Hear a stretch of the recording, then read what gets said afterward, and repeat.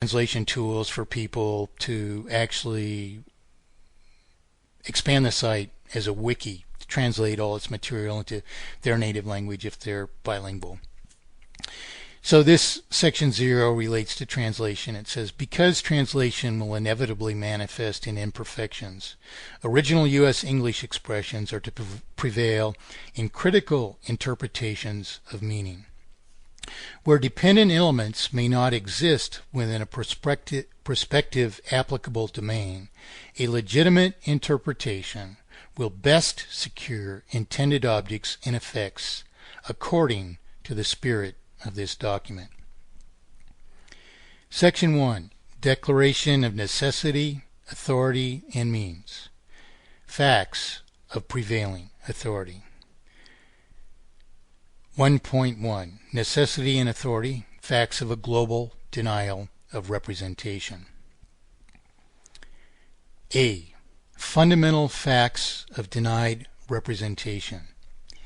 Any extension of an ostensibly representative government, of which any inevitable ramification or permutation are insulated from final, fully knowledgeable public affirmation or rejection by an initially effected error, the scrutiny and disposition of which shall be obliged itself to protect every present and future individual from injustice, or which extension is insulated from periodic public reaffirmation or rejection of this ostensible authority at intervals sufficient to protect every subsequent era from potential abuse of its like rights, or which extension is insulated from either due refinement or invalidation arising at any time or from any quarter of the public itself, or which extension is insulated from commensurable prosecution and reparation of breach of authority,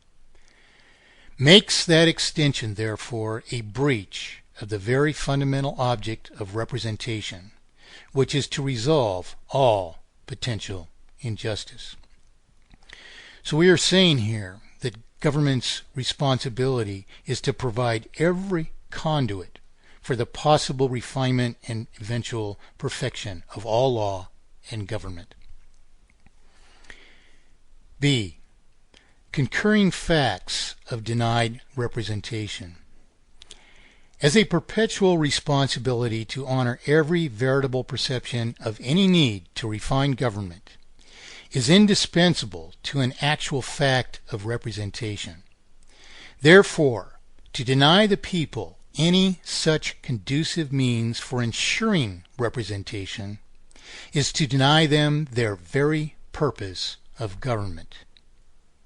Worse, because denial of representation is both the greatest opportunity and temptation for exploitation, a probability therefore exists in any breach of the vital principles of representation that the breach is both intentional and that the very designs of the resultant forfeiture of principle pave a vital way to the greatest abuses of power. Certainly, too, intentional subversion of our vital principles is at least implicit in every refusal or evasion of legitimate demands for representation. B1.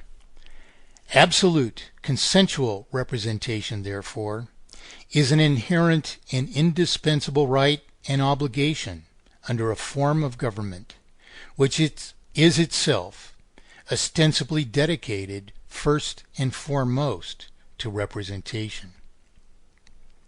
2. Thus neither any sitting government nor any ostensibly legal instrument can rightfully be held either to sustain or to derive from the consent of the people, particularly if either arises by evasion of any plausible conduit or responsibility of representation, which can itself be indispensable to universal justice. History is a testament that the principal object of every intended subversion of representative authority is exploitation. For no other reasonable goal or consequence exists for abuse of power. Yet against our perpetual impetus to secure eternal representation, such weaknesses as must resort to hypocrisies which only pretend to practice representation have long made us the necessarily unassenting subjects, even of irreversible escalations of monetary dispossession, which can only culminate in repeated terminal failure on global scales, the ever avoidable and ever unjustifiable causes of which are entirely contrary to the ordinary course of nature. This monumental affliction particularly, and the reason for this structure of the document is we're requiring a format in all further implementations of law which is retroactive, that it conform to a need to prove to state its causes, to prove its means of resolving the problems which are consequences of those causes, and so on and so forth. So we are complying to a format that might be asserted by the impotent rulers we have at hand to be impossible to meet the standards of. We are meeting those standards as an example of the very fact that it is possible to do so, and that it is even compulsive to do so.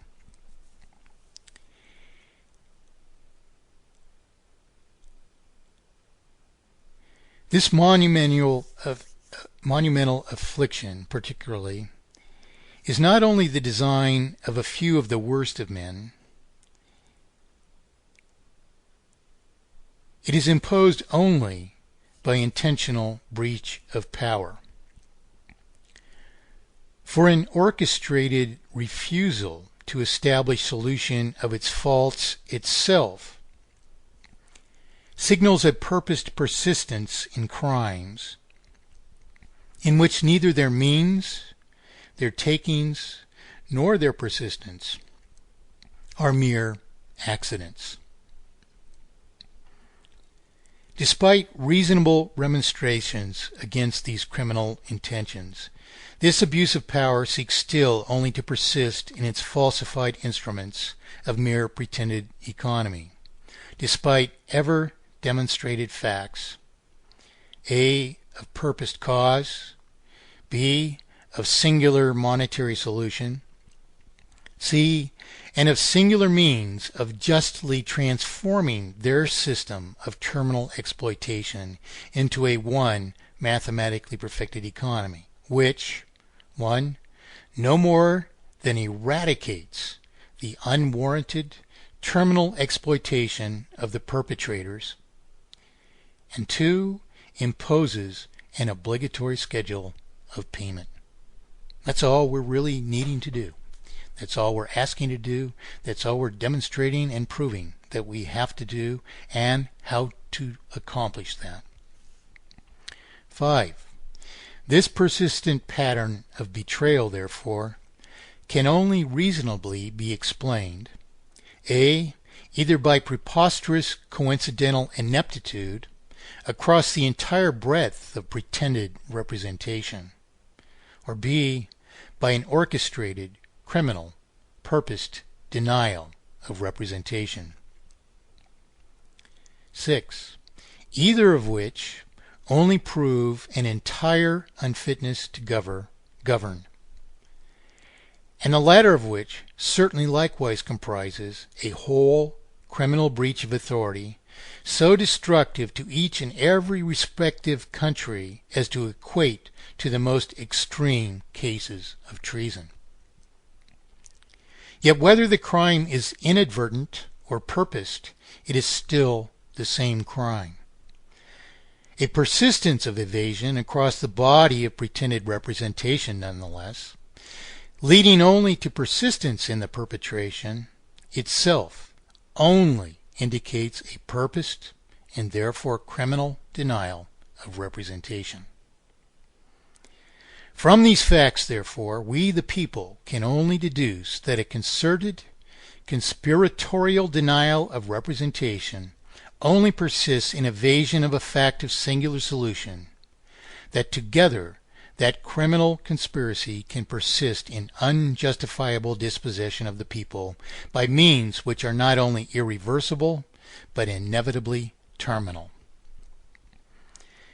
Not only can we never effectively appeal to such a phenomenal breach of power for representation, therefore, for even irrefutable arguments of singular solution are met only by evasion.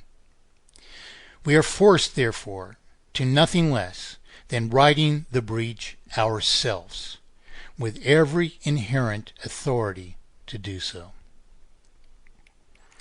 C. Indispensable rectification of impotence and criminal abuse of power. As the present global obfuscation of our currency can only have been perpetrated everywhere by breach of representation, and as the only reasonable purposes and consequences of persisting in evasion, both of public affirmation and of public will and capability to resolve the issues before us, is a desire instead to persist, therefore, in criminal abuse of authority. 1. Likewise exists such criminal intent in any and every further refusal to sustain the greatest possible refinements of justice. For no authority can exist under representative government, failing to recognize that the fundamental obligation of any government of truly free people is universal representation. Thus, to be intelligently validated as a universal and enduring supreme vessel of justice, any legal instrument of a republic must explicitly establish a whole constitutional body, perpetually justifying its existence, including a. Declarations of the necessities which compel its establishment, b. Declarations and proofs of supreme objects, and c. Declarations and proofs of supreme means to achieve and to secure those supreme objects. These are requisites that we are imposing upon all law retroactively, which in turn likewise must survive not only public affirmation of their every eventual proposed form, but which in every constitutional respect must likewise survive periodic reaffirmation of such incidents as will perpetually ensure protection of every individual from injustice, which likewise must be compelled to evolve according to every conceivably conducive conduit for submission of disproof or proven avenues of refinement. For anything less is to deprive us of the very purposes of liberty and justice, as sustained only by absolute consensual representative government. Compliance. D. Compliance with an indispensable obligation of absolute consensual representation. In other words, reasons for the structure of this document.